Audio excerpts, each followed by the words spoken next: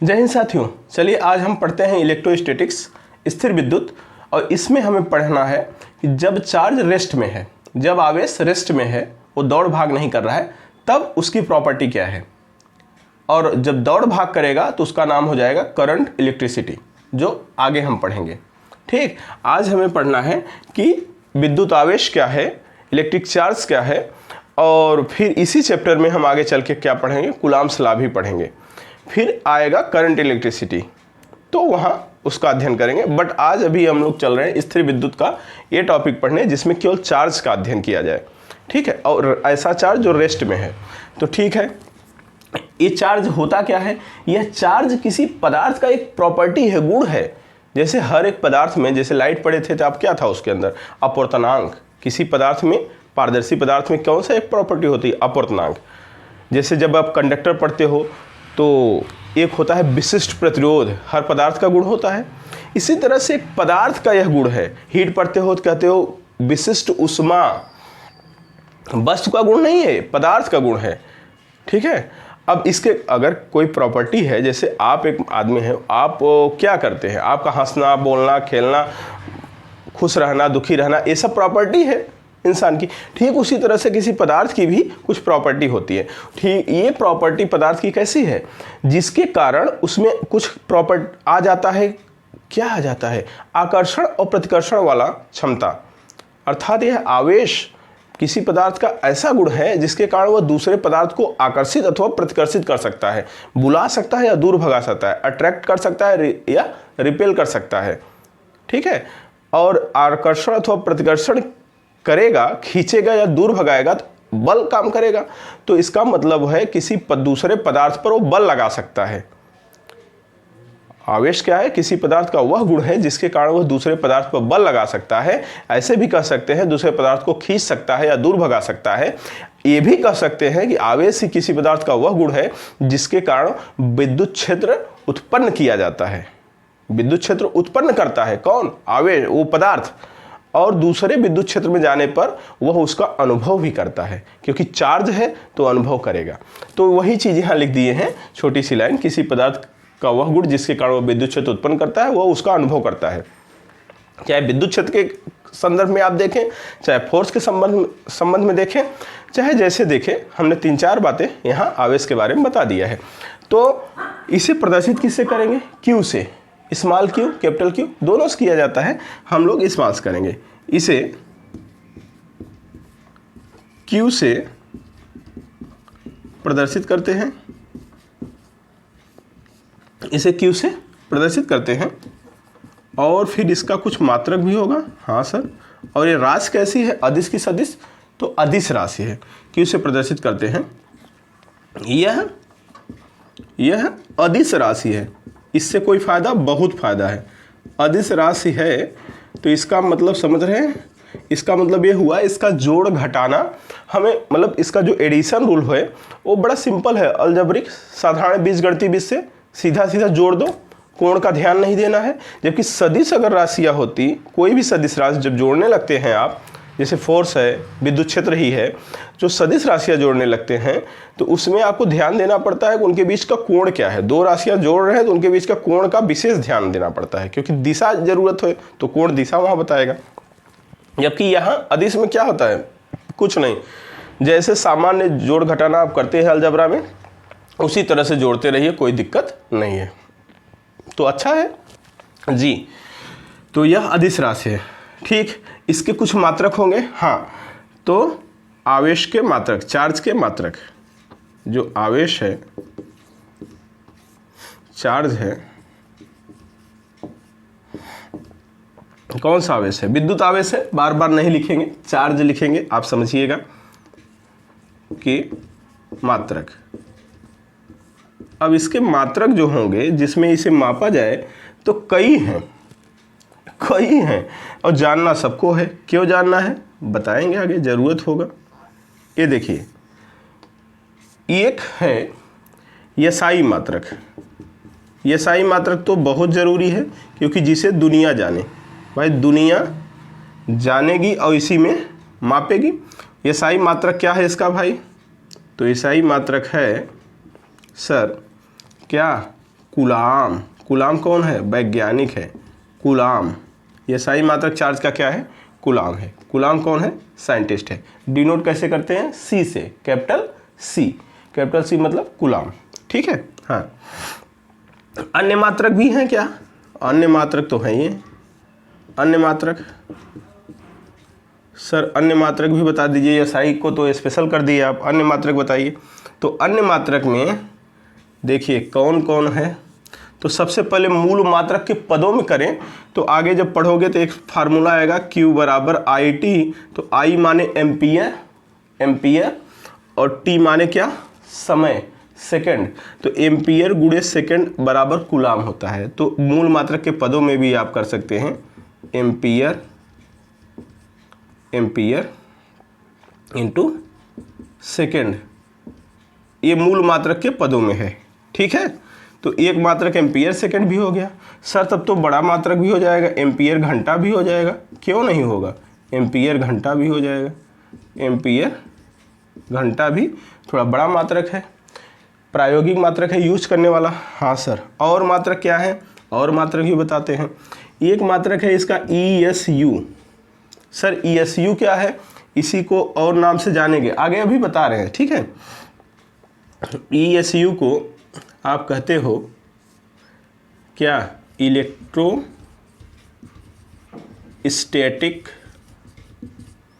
Unit. Electrostatic unit क्या? विद्युत, स्थिर विद्युत मात्रक। इलेक्ट्रोस्टैटिक्स यूनिट मतलब स्थिर विद्युत मात्रक, स्थिर विद्युत मात्रक। हिंदी में तो यही लिखेंगे, वैसे शार्ट में ESU यूज किया जाता है। और CGS पद्धति में इसका प्रयोग करते हैं। किस पद्धति में? CGS। तो या यह किसके बराबर होता है? इसको और भी कुछ नामों से जाना जाता है, ESU या स्टेट कूलाम भी कहते हैं। स्टेट कूलाम सब बराबर होता है। या एक और मात्रक इसका है क्या? फ्रैंकलिन। फ्रैंकलिन। सर ये कौन है? ये कौन है? ये है बेंजामिन फ्रैंकलिन। कौन है? बेंजामिन फ्रैंकलिन थे, साइंटिस्ट हैं। फ्रैंकलिन हैं जिन्होंने आवेश का बंटवारा किया है। अभी आगे पढ़ेंगे कि आवेश दो प्रकार का होता है। तो आवेश को दो प्रकार का कौन बताया? तो बेंजामिन फ्रैंकलिन ने बताया। तो उनके सम्मान में भी आवेश का मात्रक फ्रैंकलिन रखा गया। बात समझ रहे हैं? और कूलाम क्यों रखा गया? क्योंकि कूलाम ने आवेश के बीच जो बल लगते हैं उनके बारे में बताया कि दो चार्ज हैं तो उनके बीच फोर्स जो लग रहा है वो इलेक्ट्रोस्टैटिक्स फोर्स, विद्युत बल के बारे में कौन बताया? कूलाम ने। इसलिए उनके सम्मान में कूलाम रखा गया। कूलाम भी एक वैज्ञानिक है।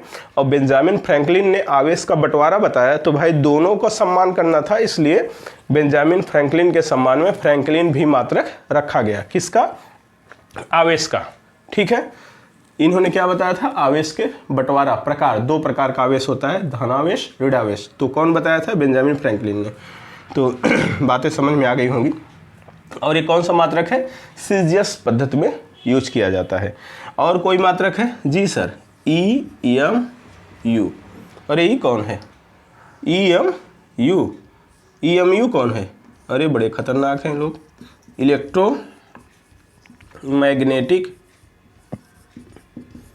Electromagnetic unit. क्या बात है सर।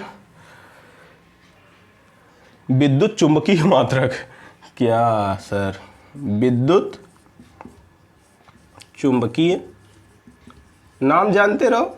विद्युत चुंबकीय मात्रक। मान लो कभी भूले भटके घुमा के दे तो आप बता दोगे। इसे ऐब कूलाम भी कहते हैं। ऐब कूलाम। अच्छे, ऐब कूलाम भी कहते हैं। क्या बात है। और कोई मात्रक है? सबसे ज़रूरी मात्रक, सबसे बड़का मात्रक भी जान लो। हाँ, क्या? फैराडे। सर ये सबसे बड़ा मात्रक है। ये क्या है? सबसे बड़ा मात्रक है, फैराडे। तो ये कितने मात्रक हैं देख लो। कूलाम भी मात्रक है, वो SI मात्रक है, लिख दिया क्योंकि SI हमें बहुत चाहिए। और कूलाम में भी छोटे बड़े मात्रक हैं, जैसे माइक्रो कूलाम, मिली कूलाम, कूलाम बड़ा मात्रक है तो माइक्रो कूलाम, मिली कूलाम इस तरह से यूज होगा। माइक्रो का मतलब 10⁻⁻⁶ और मिली का मतलब 10⁻³ हाँ, इतना बवाल तो कूलाम में ही अकेले है। फिर एम्पियर सेकेंड, एम्पियर घंटा, ESU, EMU, फैराडे, ये सभी मात्रक है। ESU को आगे हम, ये CGS पद्धति का मात्रक है ESU, तो लिख सकते हैं आप CGS सिस्टम ना पद्धति, ठीक। तो ESU है इलेक्ट्रोस्टैटिक्स यूनिट, स्टेट कूलाम या फ्रैंकलिन भी जाना जाता है इसे। तो EMU इलेक्ट्रोमैग्नेटिक यूनिट है, एफ कूलाम या फैराडे, इतने आपके सामने पड़े हैं। इसका स्क्रीनशॉट लीजिए आप। इसके बाद इनका वैल्यू बताएं कि इनका वैल्यू कितना होता है, फिर आगे चलते हैं।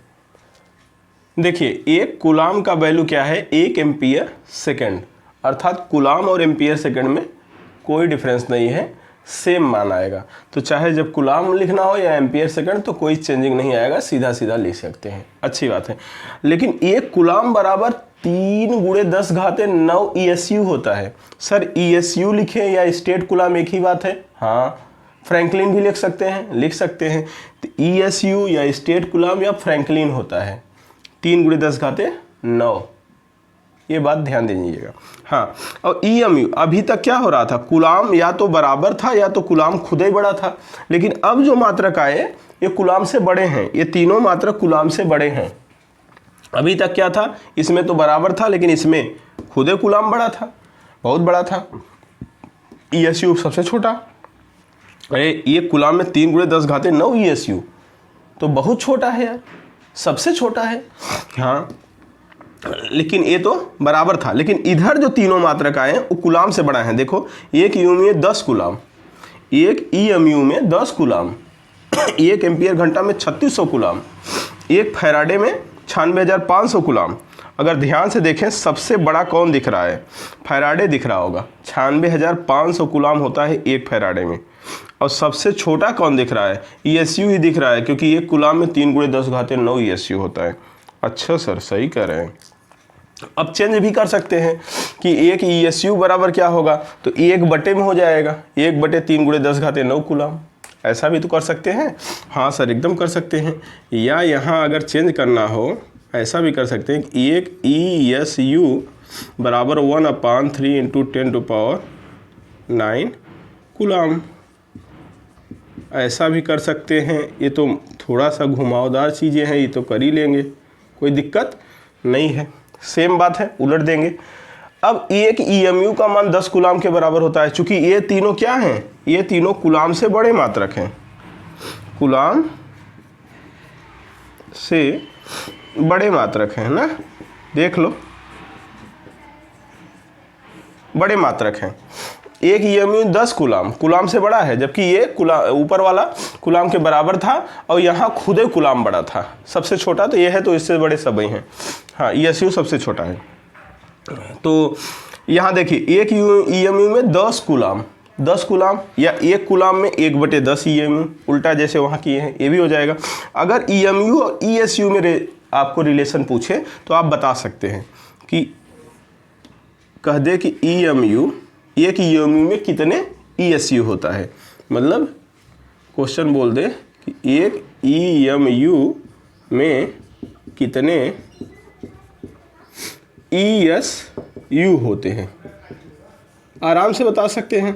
कैसे सर? आराम से देखिए, एक EMU बराबर 10 कूलाम होता है कि नहीं? हाँ सर, होता है। और चूंकि हम जानते हैं कि एक कूलाम में 3 × 10⁹ क्या होता है सर? ESU होता है, ESU। तो कूलाम के स्थान पर बस यही रख दीजिए, तो 10 पहले से ही है, इंटू 3 × 10⁹ ESU आ जाएगा। तो 10⁹ और यहाँ 10 पावर कुछ नहीं, पावर 1 है, 3 × 10⁻10 ESU, क्या एक EMU बराबर। बात समझ रहे हैं? ये हो गया रिलेशन। अगर कहीं पूछे तो आप बता सकते हैं, कोई दिक्कत नहीं। ये भाई साहब थोड़ा सा आप हट जाइए, साफ साफ रहे, ठीक है। तो ESU तो बहुत ही छोटा है, सबसे छोटा है। अच्छा, एम्पियर घंटा कूलाम में कैसे संबंध आया? तो देखिए बहुत सरल है, एम्पियर घंटा और कूलाम में संबंध बताना है। तो एम्पियर घंटा 1 एम्पियर आवर, एम्पियर आवर लिख दे रहे हैं हिंदी में, 1 एम्पियर घंटा बराबर क्या लिख सकते हो, 1 एम्पियर गुणे 1 घंटा लिख सकते हो। और 1 घंटा में कितना सेकंड, 3600 सेकंड सर। तो 1 एम्पियर तो रहने दो, गुणे 3600 सेकंड हो जाएगा, 3600 सेकंड हो जाएगा। तो अब 3600 आगे ले लो, हो गया 3600 एम्पियर सेकंड। अरे बोलो हाँ या ना, क्लियर? हाँ सर। और इतना बराबर क्या होता है, देखो 1 एम्पियर सेकंड बराबर 1 कूलाम, तो एम्पियर सेकंड के स्थान पे आप कूलाम लिख सकते हो। तो वही चीज़ तो आया कि 1 एम्पियर घंटा बराबर 3600 कूलाम। क्लियर हुआ कॉन्सेप्ट? ठीक है, तो जो कि यहाँ हम लोग लिखे हैं, बना भी सकते हैं आप। ये फैराडे 96,500 कूलाम के होता है, तो ये बहुत बड़ा मात्रक है, सबसे बड़ा 96,500 कूलाम की मात्रक। तो यहाँ अगर हम देखें तो सबसे बड़ा मात्रक आवेश का सबसे बड़ा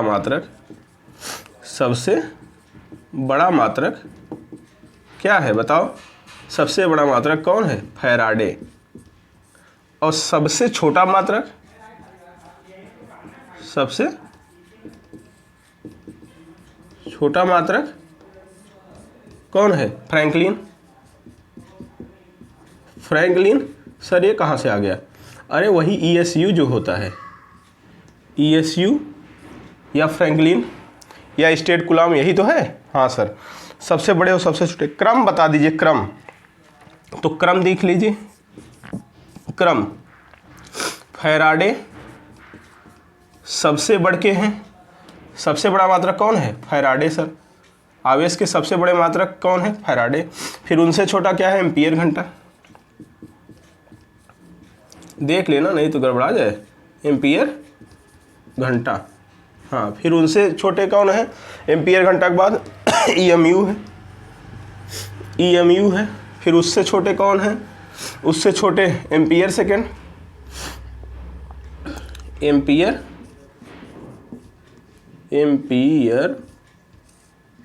सेकेंड। अब थोड़ा सा उसे मिटाना पड़ेगा अगर आप आदेश करें। इसे हो गया होगा, आप देख के बाद में बना लीजिएगा, हम हटा रहे हैं।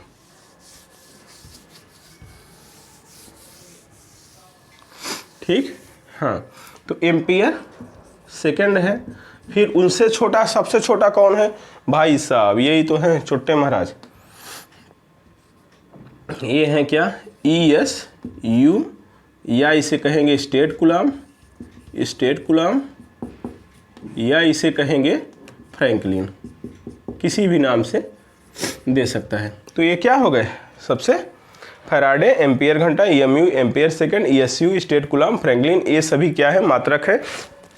क्रम है किसमें? सबसे बड़ा फैराडे, फिर उससे छोटा एम्पियर घंटा, फिर उससे छोटा EMU, फिर उससे छोटा एम्पियर सेकेंड, फिर सबसे छोटा ये भाई साहब हैं। आशा करता हूँ बातें समझ में आ गई होंगी।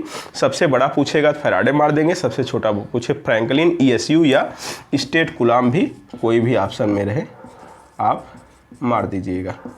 और वैल्यू कितना होता है वो सब भी आपको लिख दिया गया है, तो कभी इंटरचेंज करना हो तो कर भी सकते हैं। तो इसे बना लीजिए, फिर हम आगे चलते हैं। बेंजामिन फ्रैंकलिन आएंगे और आवेश को 2 भागों में तोड़ेंगे, धनावेश और ऋणावेश। अब उसके बारे में पढ़ेंगे। ओके, चलिए हम पढ़ते हैं आवेश के प्रकार। आवेश कितने प्रकार का होता है? 2 प्रकार का। कौन बताया? Benjamin Franklin. बेंजामिन फ्रैंकलिन ने बताया कि आवेश 2 प्रकार के होते हैं। कौन कौन से? नंबर 1 होता है धन आवेश।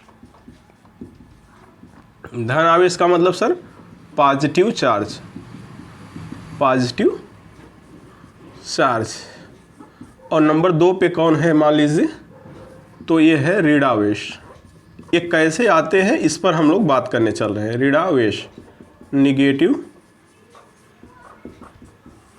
Charge, negative charge. ठीक है, तो पॉजिटिव और निगेटिव चार्ज कैसे किसी पदार्थ पे या किसी वस्तु में उत्पन्न हो जाते हैं। इस पर भी चलिए हम चर्चा कर लेते हैं और फिर इस चैप्टर के प्रश्न बनना शुरू हो जाएंगे जो स्थिर विद्युत वाले हैं, क्योंकि आवेश से ही क्वेश्चन वो पूछ रहा है।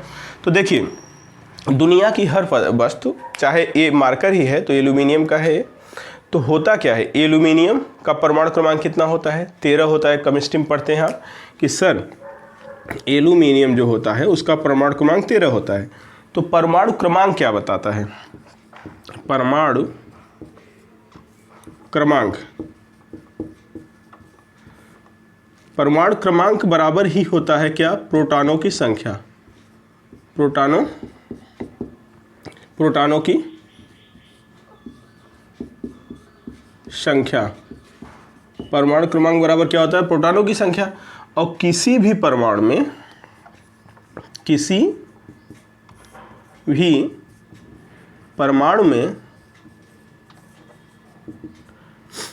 प्रोटॉनों की संख्या,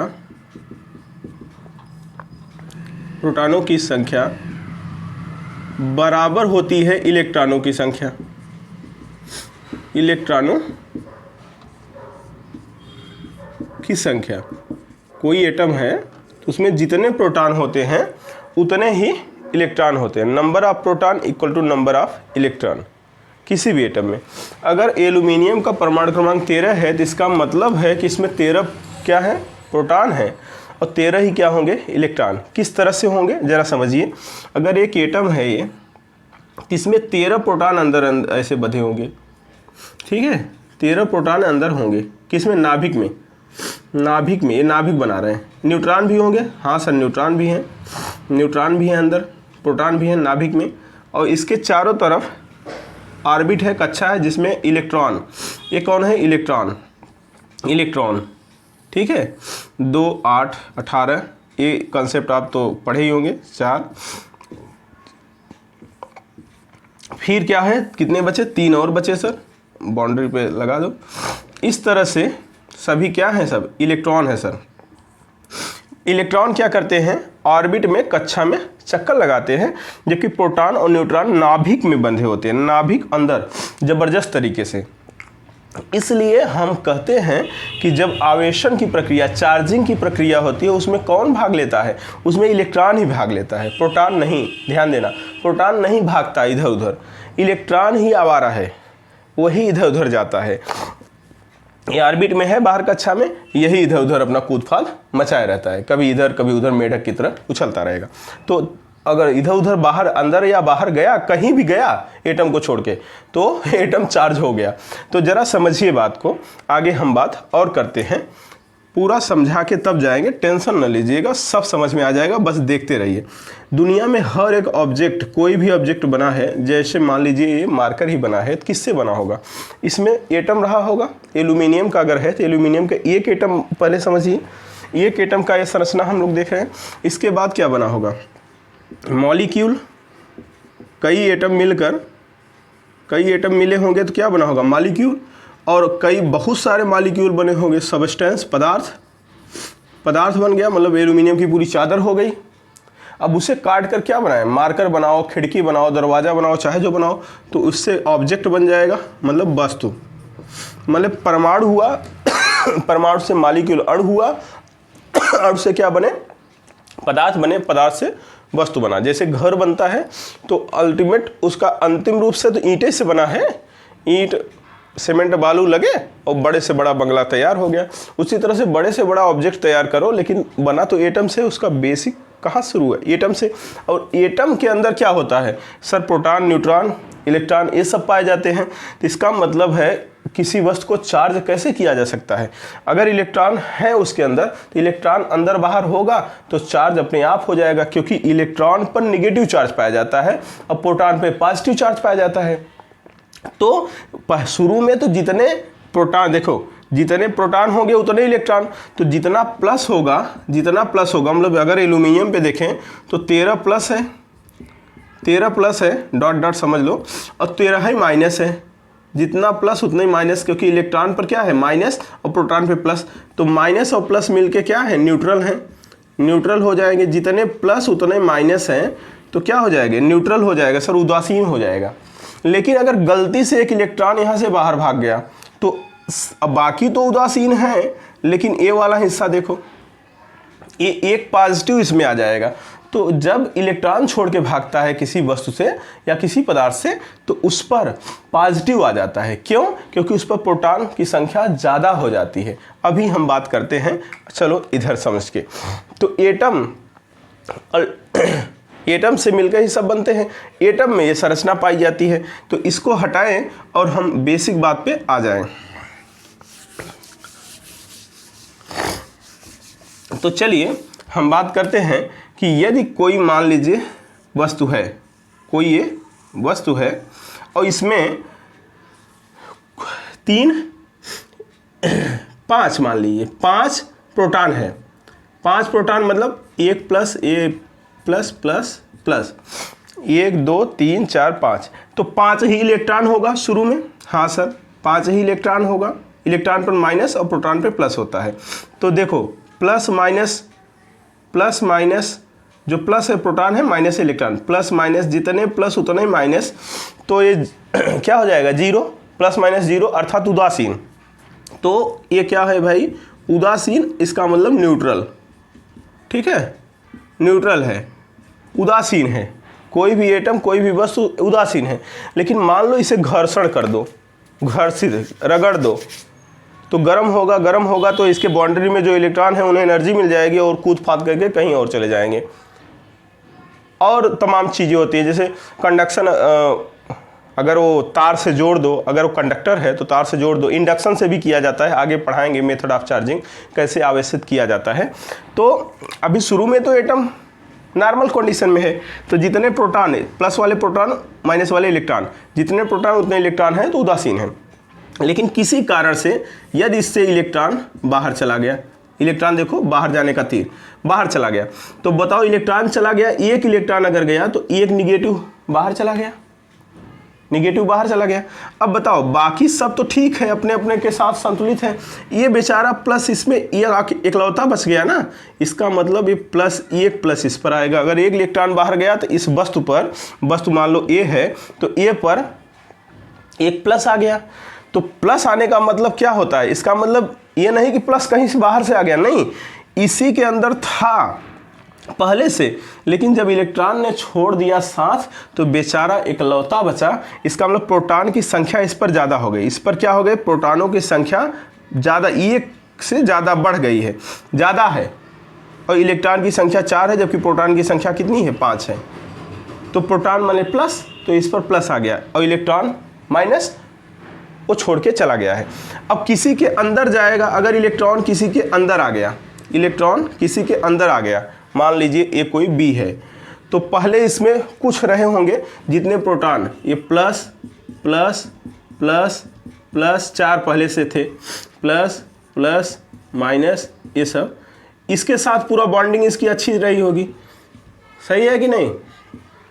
जितने प्लस उतने माइनस पहले से थे, और घर्षण या किसी वजह से भाई साहब कूद फाद के चले आए। कौन? एक इलेक्ट्रॉन आ गया। जब एक इलेक्ट्रॉन इसमें प्लस आ गया और आ गया, तो इसका मतलब एक माइनस और आ गया ना इस पर। हाँ सर, तो इलेक्ट्रॉन की संख्या बढ़ गई। तो इलेक्ट्रॉन की संख्या बढ़ जाने से इस पर क्या हो गया? माइनस बढ़ गया। जबकि प्रोटॉन की संख्या यहाँ कम है, इलेक्ट्रॉन की संख्या ज़्यादा है। तो किसी को अगर इलेक्ट्रॉन छोड़ के जाता है तो उस पर प्रोटॉन की संख्या बढ़ जाने से उस पर प्लस हो जाता है। और किसी के अंदर अगर इलेक्ट्रॉन जाता है तो उस पर इलेक्ट्रॉन की संख्या अर्थात ऋणात्मक की संख्या ज़्यादा होने से उस पर माइनस चार्ज आ जाता है, माइनस चार्ज। अब वो चार्ज हो जाता है। चार्ज मतलब क्या? कुछ देर पहले जब छोड़ के इलेक्ट्रॉन नहीं गया था तो उदासीन था, लेकिन अब वो चार्ज इसलिए हुआ कि इस दुनिया में हर आदमी कुछ नहीं करना चाहता, जोड़ा बना के रखना चाहता है। अब जोड़ा इसका टूट गया तो ये जोड़ा ढूंढने निकलेगा। कहीं भी अगर माइनस आएगा, वो चार्ज मतलब देख रहा है अब कि कहीं माइनस आए तो झपट्टा मार के ले लें, हम भी संतुलित हो जाएं, एकदम जोड़े में आ जाएं। तो जोड़ा नहीं होने से यह बिलख रहा है, रो रहा है, और जैसे माइनस कहीं देखेगा तो जोड़ा तैयार, मतलब एकदम एक्टिव हो चुका है। और यहाँ एक माइनस जो ज़्यादा है वह तलाश रहा है कि कहीं से प्लस मिल जाता तो हमारा काम हो जाता। अगर प्लस मतलब कोई प्लस वाला होता तो इलेक्ट्रॉन को हम दे देते, भाई जाओ तुम्हारा काम ख़त्म हमारा बैलेंस हो जाता, क्योंकि ये आकर बिगाड़ रहा है काम। जाएगा आएगा कौन? इलेक्ट्रॉन ही, प्लस नहीं जाएगा कहीं। ये नहीं कि प्लस आ गया तो प्लस आ जाएगा, नहीं नहीं, जाना आना तो इलेक्ट्रॉन को ही है, प्लस नहीं जाएगा कहीं, जाएगा इलेक्ट्रॉन ही। लेकिन इस प्लस है तो इलेक्ट्रॉन को एक खींच लेगा, और अगर माइनस है तो ये कहीं प्लस देखेगा तो कहेगा भाई तू जा, तुम्हारा रास्ता वहाँ बा, वो इंतजार कर रहा था, जा। तो अपन ये बैलेंस हर आदमी जोड़ा सेट करेगा, ठीक है, जोड़ा सेट करना चाहता है। तो कहने का मतलब ये है कि कोई अगर पॉजिटिव चार्ज हो रहा है तो इसका मतलब इलेक्ट्रॉन छोड़ के भाग गया है और इलेक्ट्रॉन की कमी हो गई, प्रोटॉन की अधिकता हो गई। पूरी बात समझना, ये सब क्वेश्चन है। अगर कोई निगेटिव चार्ज हो रहा है कोई वस्तु, इसका मतलब उस पर इलेक्ट्रॉन की अधिकता है, इलेक्ट्रॉन ज़्यादा हो गए और प्रोटॉन की कमी हो गई, ये भी बात कह सकते हैं। और एक बात ये है, इलेक्ट्रॉन पर चार्ज भी अभी हम लिख देंगे कितना है, 1.6 × 10⁻⁻⁹ कूलाम है एक इलेक्ट्रॉन पर। और इलेक्ट्रॉन पर द्रव्यमान भी, एक इलेक्ट्रॉन का द्रव्यमान 9.1 × 10⁻31 kg होता है। इतना मास होता है एक इलेक्ट्रॉन का। अब सोच कर देखिए, अगर एक इलेक्ट्रॉन बाहर जा रहा है तो कुछ मास भी तो बाहर जा रहा है। तो जब कोई पॉजिटिव होता है तो इसका मतलब इलेक्ट्रॉन बाहर जाता है उससे, तो मास में कमी होती है, द्रव्यमान कम होगा, क्योंकि बाहर जाएगा द्रव्यमान कम ही होगा, क्योंकि इलेक्ट्रॉन जा रहा है तो अपने साथ कुछ द्रव्यमान भी लेके जा रहा है। और जब निगेटिव कोई है तो इसका मतलब उसमें इलेक्ट्रॉन ज़्यादा आ गया, तो इलेक्ट्रॉन ज़्यादा आ गया तो उसमें मास बढ़ जाता है। तो कभी द्रव्यमान को लेकर भी सवाल कहे तो जब जो निगेटिव वस्तु है उसका द्रव्यमान बढ़ जाएगा। क्यों बढ़ जाएगा? क्योंकि उसमें इलेक्ट्रॉन ज़्यादा आ गया है। भले ही एक ही आया है, लेकिन एक इलेक्ट्रॉन आया तो उसका कुछ तो मास भी होगा, बिना मास के तो कोई चार्ज है नहीं, कुछ मास भी होगा। तो मास लेकर आया है, तो जब मास लेकर आया है तो बढ़ ही जाएगा। आशा करता हूँ बातें समझ में आ गई। अब हम आगे समझाएंगे, लिखाएंगे और इसको आप बना सकते हैं। फिर हम नेक्स्ट बड़े प्यार से जरा देखिएगा, धनावेशित वस्तु पॉजिटिव चार्ज बॉडी क्या होती है। तो इसका मतलब है कोई पॉजिटिव चार्ज बॉडी है तो इलेक्ट्रॉन उससे बाहर गया है, इसका मतलब प्रोटॉन की संख्या बढ़ गई है। प्रोटॉनों की संख्या इसीलिए यहाँ दिखाया हूँ, अर्थात number of proton is greater than number of electron. आपसे सवाल पूछेगा कि अगर कोई बॉडी धनावेशित है तो इसका अर्थ है कि प्रोटॉनों की संख्या ज़्यादा है, प्रोटॉनों की संख्या कम है, इलेक्ट्रॉनों की संख्या से, इस तरह से ऑप्शन देगा।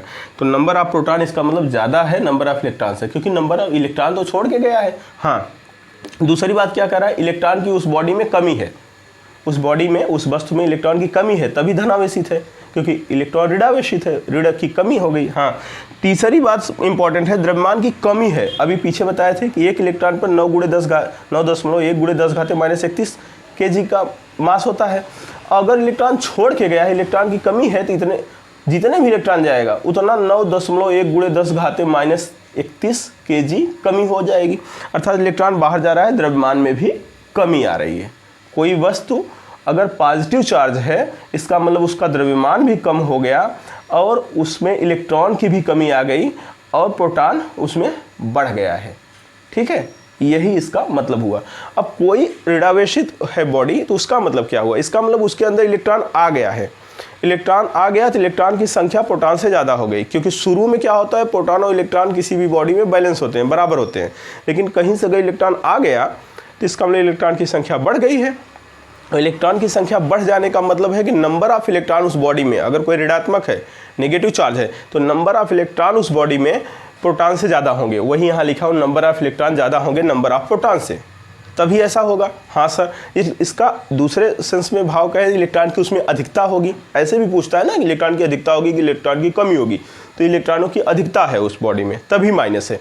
और अगर अधिकता है, इलेक्ट्रॉन पर द्रव्यमान भी लेकर आया है वो, तो द्रव्यमान में वृद्धि भी है। अर्थात नेगेटिव चार्ज बॉडी का मास भी बढ़ गया है, इलेक्ट्रॉन भी उस पर ज़्यादा हैं और प्रोटॉन इलेक्ट्रॉन से कम होंगे। प्रोटॉन इलेक्ट्रॉन से कम होंगे, ये नहीं कि प्रोटॉन कहीं चला गया, नहीं, जाता कौन है? केवल इलेक्ट्रॉन। किसी को पॉजिटिव किसी को निगेटिव बनाना केवल इलेक्ट्रॉन जिम्मेदार है। तो चार्जिंग के लिए जिम्मेदार कौन है? चार्जिंग के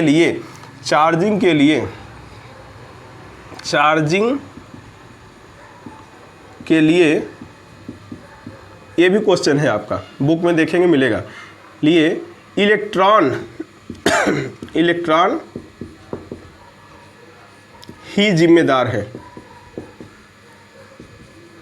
जिम्मेदार है, प्रोटॉन नहीं जिम्मेदार है। समझ रहे हैं, इलेक्ट्रॉन ही जिम्मेदार है, प्रोटॉन नहीं। चार्जिंग मतलब आवेशित करने के लिए, आवेशन के लिए, आवेशन के लिए, आवेशन, किसी को चार्ज करने के लिए केवल इलेक्ट्रॉन जिम्मेदार है। इलेक्ट्रॉन छोड़ के चला गया साथ, किसी बॉडी से इलेक्ट्रॉन बाहर गया, बॉडी चार्ज आ गई, कौन सी चार्ज, प्लस चार्ज। किसी के अंदर चला गया, बॉडी में कौन सी चार्ज आ गई, माइनस चार्ज। तो प्लस लाना माइनस लाना, ये नहीं कि पॉजिटिव हम दे देंगे किसी को, नहीं नहीं, पॉजिटिव देने का मतलब है इलेक्ट्रॉन छोड़ के भाग गया है, तो पॉजिटिव अपने आप हो गई।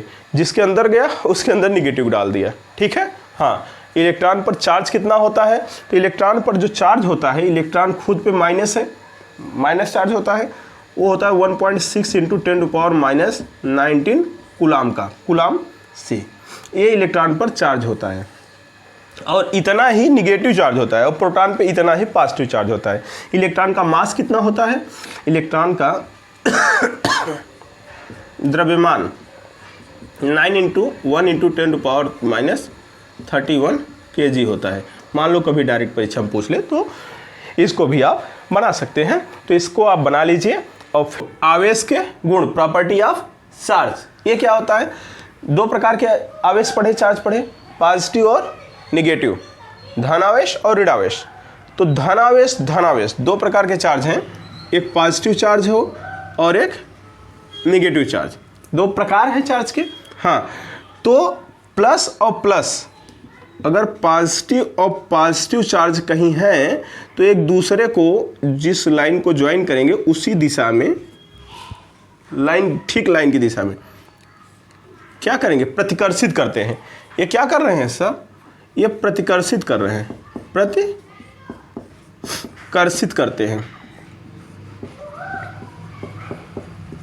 ठीक है। और चाहे वो निगेटिव निगेटिव हो क्यों ना हो, ये जो लाइन की दिशा है जो, ठीक, इस दिशा में क्या करेंगे, प्रतिकर्षित करेंगे, एक फोर्स लगाएंगे बाहर की तरफ, ये क्या करेंगे, प्रतिकर्षित करते हैं, प्रतिकर्षित करते हैं, ठीक। इसका मतलब जो सजाती हैं, प्लस प्लस माइनस माइनस, वो प्रतिकर्षित करते हैं। लेकिन जो विजातीय आवेश है, प्लस और माइनस अगर हो गए तो वो एक दूसरे को आकर्षित करते हैं अपनी, एक दूसरे की ओर, इसी लाइन ज्वाइनिंग एक्शन पे, मतलब जो लाइन इनको मिला रहे उसी के प्रति क्या कर रहे हैं, आकर्षित करते हैं। ये क्या करते हैं, आकर्षित करते हैं, आकर्षित करते हैं। मतलब विजातीय आवेशों के बीच आकर्षण लगता है, जबकि सजातीय आवेशों के बीच प्रतिकर्षण बल का अनुभव होता है। तो दो सजातीय आवेश, चाहे प्लस प्लस ले लो चाहे माइनस माइनस ले लो, इनके बीच क्या, कौन सा बल लगता है, प्रतिकर्षण का। और दो विजातीय आवेश हैं तो उनके बीच क्या लगता है, आकर्षण का। प्लस और माइनस है तो आकर्षण करेंगे, और प्लस या माइनस और माइनस है तो प्रतिकर्षण करेंगे। अब ये बल कितना होगा, इसी बल को कूलाम आएंगे, बताएंगे कि यह बराबर 1/4πε Q1 Q2/r² जो बल आएगा। तो दो प्रकार के आवेश हैं। इससे एक बात निष्कर्ष यह निकला कि सजाती आवेश, सजाती आवेश, सजाती मतलब लाइक चार्ज, सजातीय आवेशों, पहला गुण क्या निकला, सजातीय आवेशों के बीच प्रतिकर्षण, प्रतिकर्षण होता है तथा विजातीय आवेशों के बीच, विजातीय आवेशों के बीच, आवेशों के बीच कौन सा गुण पाया जाता है सर, आकर्षण होता है, आकर्षण होता है। मतलब सजाती हैं तो प्रतिकर्षण, विजाती हैं तो आकर्षण, ठीक है। यहाँ सामने हमने बना दिया है चित्र। दूसरी प्रॉपर्टी क्या है इनकी, दूसरी प्रॉपर्टी क्या है, दूसरी प्रॉपर्टी ये है कि ये इनवेरिएंट होते हैं, मतलब वेग पर निर्भर नहीं करेंगे। बहुत तेज से भगा दो किसी को, फिर भी लाइट वेग से भगा रहे हो फिर भी उसका चार्ज नहीं चेंज होगा। जबकि जानते हो अगर कोई बॉडी लाइट वेग से चल रही है तो उसका मास बढ़ जाता है। किसी बॉडी को मास का फार्मूला क्या होता है, मास का फार्मूला होता है m0 अपॉन ब्रैकेट में 1 - v²/c²। ध्यान देना, थ्योरी ऑफ रिलेटिविटी। अगर कोई बॉडी, कोई भी पिंड अगर लाइट वेग, देखो c क्या है, लाइट वेग है, और v क्या है, पिंड का वेग है। अगर किसी का वेग लाइट वेग के बराबर हो जाए, सोच कर देखो, लाइट वेग के बराबर कोई लाइट वेग से भाग जाए तो v बराबर c, कट जाएगा 1 - 1 0, और 0 का भाग करोगे क्या आ जाएगा, इन्फिनिटी। उसका मास क्या हो जाएगा, इन्फिनिटी हो जाएगा। समझ रहे हो? हाँ, तो ये लेकिन इनवेरिएंट होते हैं, इस वेग पर निर्भर नहीं करता। चार्ज जो है वेग पर निर्भर नहीं कर रहा है, लेकिन कोई बॉडी है अगर, तो उसकी वेलोसिटी v होगी। अगर उस c के पास आ गई, मतलब लाइट की वेलोसिटी पास आ गई, तो सोच लो एक कट के 1 हो जाएगा, और 1 - 1 0, और 0 का भाग करोगे अनंत। इसका मतलब m0 शुरू का सही उसका मास है, और m अंतिम मास है वेलोसिटी के बाद। तो मास तो डिपेंड कर रहा है कि अगर लाइट के वेलोसिटी से चल जाए तो मास उसका चेंज हो जाएगा, लेकिन आवेश ऐसा नहीं करेगा। आवेश वेग पर भी निर्भर नहीं करता, कोई दिक्कत नहीं। तो हटा दे इसे। हाँ सर, और क्या है सर, आवेश क्वांटीकृत होता है, आवेश क्वांटाइज होता है, क्वांटीकृत होता है। सर इसका मतलब सबसे इंपॉर्टेंट तो यही है ना, क्वांटाइज्ड होता है। इसका मतलब क्या है सर, क्वांटाइज। इसका मतलब क्वांटा माने क्या होता है पता है, क्वांटा माने होता है पैकेट। क्वांटा माने क्या होता है, पैकेट होता है। जैसे चिप्स खरीदने जाए आप, हाँ, टेंगू मेंगे ट्रेने मिले, तो कहते हैं 1.5 पैकेट चिप्स दे दो, देगा कोई 1.5 पैकेट? जाके लेके आओ, या तो 1 पैकेट या 2 पैकेट या 3 पैकेट या 4 पैकेट, चाहे जितना पैकेट लो, लेकिन 1.5, 2.5, 3 नहीं होगा ना। तो वही कह रहे हैं कि यह भी क्वांटीकृत होता है, क्वांटा के रूप में आता है, पैकेट के रूप में आता है। मतलब जो चार्ज आएगा, इलेक्ट्रॉन मूल आवेश होता है, इलेक्ट्रॉन से कम चार्ज किसी को नहीं दिया जा सकता, इलेक्ट्रॉन ही अंदर बाहर हो रहा है। हाँ, तो इसका मतलब ये हुआ कि इलेक्ट्रॉन के आवेश को ही,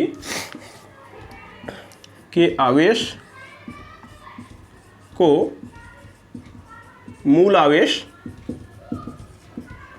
माना गया है।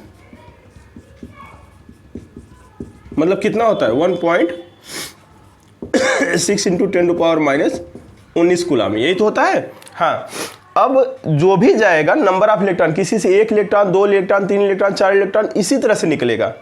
ठीक है, तो उस पर जितना इलेक्ट्रॉन बाहर गया उतने प्लस हो जाएगा बॉडी से, जिससे बाहर गया, जिसके अंदर जाएगा उतना माइनस हो जाएगा। कभी ऐसा नहीं निकलेगा कि 1.5 इलेक्ट्रॉन निकल जाए। ठीक है, हाँ, तो इसका मतलब ये है कि अगर किसी बॉडी से 1 इलेक्ट्रॉन बाहर गया, 1 इलेक्ट्रॉन बाहर जा रहा है, 1 इलेक्ट्रॉन बाहर गया, तो उस बॉडी पर पॉजिटिव चार्ज आ जाएगा, कितने इलेक्ट्रॉन का, 1 इलेक्ट्रॉन का। और जिसके अंदर गया उसके अंदर निगेटिव चार्ज आ जाएगा, 1 इलेक्ट्रॉन का। समझ रहे हैं? लेकिन किसी से 2 इलेक्ट्रॉन बाहर गया तो उस पर पॉजिटिव चार्ज आ जाएगा 2 इलेक्ट्रॉन का, और सामने वाले के अंदर, जिसके अंदर गया है, उस पर निगेटिव चार्ज आएगा 2 इलेक्ट्रॉन का। इसी तरह से अगर n इलेक्ट्रॉन बाहर जाए किसी बॉडी से अगर n इलेक्ट्रॉन बाहर जाए तो उस पर क्या हो जाएगा, प्लस Na के बराबर पॉजिटिव चार्ज आ जाएगा, और जिसके अंदर जाएगा उसके अंदर क्या हो जाएगा, माइनस Na के बराबर निगेटिव चार्ज आ जाएगा। बात समझ रहे हैं? तो किसी भी बॉडी के अंदर या बाहर जाने वाली परंपरा, दोनों को मिला दो, Q बराबर प्लस Na, जहाँ n क्या है, इंटीजर नंबर है, 1 2 3 4 इस तरह से है। मतलब क्या होगा सर, मतलब ये होगा कि 1/2 1/3 नहीं जाएगा कोई चार्ज। E क्या है, मूल आवेश। तो यही कहना चाहता है, क्वांटीकृत होता है। इसे हटाएं थोड़ा देर के लिए। हाँ सर, तो डायरेक्ट फार्मूले पे आ जाए। तो जो Q होता है वो Q किसी वस्तु पर आवेश Q बराबर, Q छोटा Q हमने ले लिया, बड़ा भी ले सकते हैं, प्लस माइनस या नहीं, प्लस माइनस या नहीं होता है। सर प्लस कब होगा, माइनस कब होगा? देखो इसी को आगे ब्रेक कर दो। यदि वस्तु से इलेक्ट्रॉन बाहर जाता है तो Q बराबर प्लस या नहीं। बोलो क्लियर? हाँ सर एकदम क्लियर। यदि वस्तु में इलेक्ट्रॉन आता है, जाता बाहर नहीं, आता है, तो Q बराबर माइनस या नहीं, समझ रहे हैं। और दिख रहा है कि नहीं पता नहीं, ध्यान देना, अगर अंदर आएगा तो माइनस हो जाएगा और बाहर जाएगा तो प्लस हो जाएगा। जहां n बराबर क्या है 1 2 3 4 डॉट डॉट डॉट, इस तरह से, मतलब इंटीजर नंबर कोई होगा। देखिए क्वांटाइज जो बताए Q बराबर ये नहीं, उससे आप कुछ 3 क्वेश्चन कर लीजिए तो ज़्यादा क्लियर हो जाएगा। और कॉन्सेप्ट, किसी वस्तु में 20 इलेक्ट्रॉन बाहर चला गया है, किसी वस्तु से 20 इलेक्ट्रॉन बाहर चला गया तो उस पर कितना और किस प्रकार का आवेश आ गया। अब सोच कर देखिए, क्वेश्चन नंबर 1 क्या कर रहा है, बाहर गया है, तो Q बराबर क्या हो जाएगा प्लस n आई। n क्या है नंबर ऑफ इलेक्ट्रॉन, n क्या है नंबर ऑफ इलेक्ट्रॉन, बाहर गया कितना 20, n क्या है 20, इलेक्ट्रॉन पर आवेश कितना है, इलेक्ट्रॉन पर आवेश 1.6 × 10 घाते माइनस 19 कूलम। n क्या है सर 20, जितना नंबर है बाहर जाने का, ठीक। तो Q पूछ रहा है, तो Q बराबर क्या हो जाएगा प्लस 20 × 1.6 × 10 घाते माइनस 19 कूलम। 16 दूना 32, 32 × 10 घाते माइनस 19 कूलम। ऐसा भी कर सकते हैं आप, या दशमलव यहाँ लगा के एक पावर कम कर दीजिए, या 3.2 × 10 घाते माइनस 18 कूलम। यही आवेश आ जाएगा। कौन सा आवेश आएगा, पॉजिटिव आएगा। तो पूछा है किस प्रकार का, तो बाहर गया है तो पॉजिटिव आएगा, कोई दिक्कत नहीं। तो क्वेश्चन नंबर 2 जरा देख लीजिए, कह रहा है 10 इलेक्ट्रॉन आ जाते हैं, तो 10 इलेक्ट्रॉन आएगा, इसका मतलब Q बराबर माइनस या नहीं लगाना है, अंदर आ रहा है तो माइनस रहने दो, n का मान 10, E का मान 1.6 × 10 घाते माइनस 19 कूलम, ठीक है। मल्टीप्लाई कर लो 16 × 10 घाते माइनस 19 कूलम। एक तो ये सही है, या ऐसे भी लिख सकता है 1.6 × 10 घाते माइनस 18 कूलम, ये भी सही है, लेकिन किस में, माइनस में ध्यान देना। कोई दिक्कत, किस प्रकार का है, माइनस, क्योंकि अंदर आया है, बाहर जाएगा तो प्लस, अंदर आएगा तो माइनस। ये दोनों सवाल शायद समझ में आ गया हो। तीसरा सवाल क्या कर रहा है, 1 कूलम आवेश में इलेक्ट्रॉनों की संख्या। तीसरा सवाल कर रहा है 1 कूलम आवेश में इलेक्ट्रॉनों की संख्या, तो Q बराबर या नहीं ले लो, क्योंकि अंदर बाहर पता नहीं कौन गया है कौन नहीं, सीधा तो प्लस माइनस क्यों लगाएं, सीधा Q बराबर ये नहीं। Q 1 कूलम, तो n पूछ रहा है, E का मान 1.6 × 10 घाते माइनस 19, तो n बराबर 1/1.6 × 10⁻⁻19। भाई साहब ऊपर जाएंगे, ये 10 हो जाएगा, 10/16, दशमलव हटाओ 10 हो जाएगा, 10 घाते प्लस 19, ऊपर गया तो प्लस हो जाएगा।